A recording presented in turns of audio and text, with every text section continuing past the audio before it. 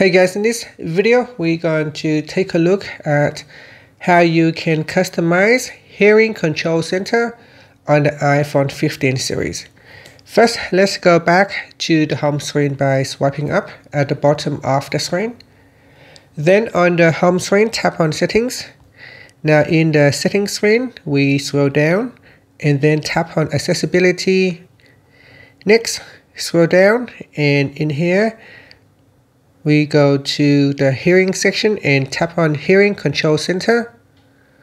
Now in here, in the included control section, if you would like to remove certain hearing feature, you can tap on the remove button, then tap on delete and tap on delete. If you want to add it back in, you can tap on the add button. So tap on the add button will allow you to add in hearing features to the hearing control center. You can also rearrange them by tapping on the three lines on the right hand side, and then you can drag it up or down to rearrange them. And that's it. After, you can swipe up to go back to the home screen.